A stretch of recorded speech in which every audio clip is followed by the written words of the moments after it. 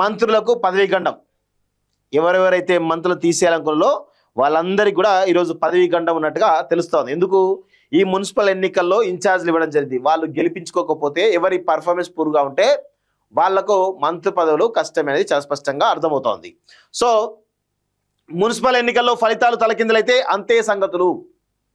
Municipal ఎన్నికల్లో ఎవరికైతే మంత్రులకు ఇన్ఛార్జ్ ఇచ్చారో వాళ్ళు ఆ కార్పొరేషన్ గెలిపించుకోవాల్సిన పరిస్థితి ఏర్పడింది. ఒకవేళ గెలిపించుకోకపోతే మరి దీన్ని సాగ్గా చూపి ఇలా పార్టీని బలహీనపరిచేట పరిస్థితి చేస్తున్నారు, వాళ్ళకు బాధ్యతలపై ఇస్తే ఇట్లా ఓడిపోయే విధంగా చేస్తున్నారని చెప్పించేసి వాళ్ళను మంత్రి పదవి నుంచి తొలగించేటువంటి పరిస్థితి కనబడతా ఉంది. సో అదే వారి పనితీరుకు ప్రోగ్రెస్ రిపోర్టు. అందుకే షెడ్యూల్ వచ్చిన తెల్లారి నుంచే పర్యటనలు, పార్టీ విజయం కోసం తీవ్రమైనటువంటి ప్రయత్నాలు అంటూ చూస్తాను. మున్సిపల్ ఎన్నికలు రాష్ట్ర మంత్రులకు పెద్ద సవాలుగా మారాయి. పార్టీ జిల్లా ఇన్ఛార్జి మంత్రులకు నియోజకవర్గాల్లో పార్టీ గెలుబద్దుల అధిష్టానం పెంచింది. ఆశించిన స్థాయిలో ఫలితాలు రాకపోతే సదరు మంత్రుల ప్రోగ్రెస్ రిపోర్ట్లో మైనస్ మార్కులు పడతాయని ప్రచారం జరుగుతుంది. ఈ ప్రభావం భవిష్యత్తులో జరిగినటువంటి కేబినెట్ ప్రక్షాళన మీద ఉంటుందనే చర్చ పార్టీ వర్గాల్లో ఉన్నది. ఈ విషయం గ్రహించిన మంత్రులు ఎన్నికల షెడ్యూల్ నుంచి తెల్లారి నుంచే తమకు అప్పగించినటువంటి నియోజకవర్గంలో పర్యటిస్తున్నారు. అటు ఎమ్మెల్యేలు ఇటు లీడర్లను సమన్వయం చేస్తూ పార్టీ విజయం కోసం పనిచేయాలని కోరుతున్నారంటూ చూస్తా ఉన్నాం.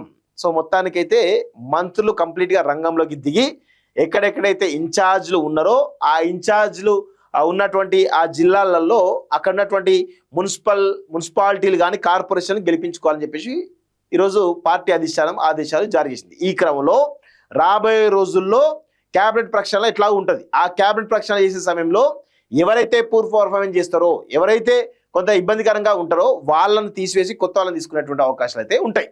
అంటే ఇది కూడా ఒక అంశం క్యాబినెట్ ప్రక్షాళనలో ఉండేటువంటి అవకాశం ఉంది. కాబట్టి ఇప్పుడు మంత్రులు ఫుల్ ఫ్లెడ్జ్గా పనిచేస్తున్నట్టుగా కనబడతా ఉంది. సో మంత్రులకు డబుల్ టాస్క్. మున్సిపల్ ఎన్నికల ఇన్ఛార్జిగా ఒక్కో పార్లమెంట్ సెగ్మెంట్కు ఒక్కో మంత్రి నియమించారు.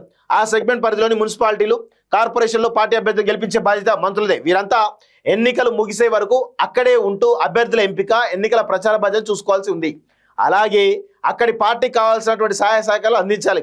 ఒక రకంగా ఆ పార్లమెంట్ నియోజకవర్గంలోని మున్సిపాలిటీలు కార్పొరేషన్ల గెలుపోవటంలో మంత్రులే బాధ్యత వహించాల్సి ఉంటుంది. అలాగే సొంత నియోజకవర్గంలోని మున్సిపాలిటీలు కార్పొరేషన్లను పార్టీ అభ్యర్థులను గెలిపించుకునేందుకు ఫోకస్ పెట్టాలి.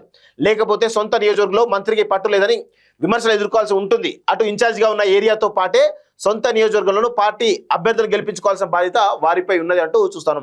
ఫెయిల్ అయితే మంత్రి పదవికి గండం. 100% ఇదే జరిగే అవకాశాలు అయితే కనబడతా ఉన్నాయి. కాంగ్రెస్ అధికారులకు వచ్చాక పార్టీ గుర్తులతో జరుగుతున్నటువంటి మొదటి ఎన్నికలు కావడంతో ఛాలెంజ్గా తీసుకున్నటువంటి ఏఐసిసి మెజారిటీ మున్సిపాలిటీ సొంతం చేసుకోవాలని రాష్ట్ర నాయకత్వానికి టార్గెట్ విధించింది. అందుకోసం మంత్రులకు ఇన్ఛార్జ్ బదులు అప్పగించినట్లయితే తెలుస్తున్నది. ఈ ఎన్నికలు మంత్రుల పనితీరుకు నిదర్శనమని, ఆశించిన స్థాయిలో ఫలితాలు రాకపోతే 100% పదవీ గండం ఉండేటువంటి అవకాశం అయితే కనబడతా ఉంది. సో ఇది ఎంతవరకు దారిస్తుంది ఏంటి అనేది చూడాల్సిన అవసరం అయితే ఉంది.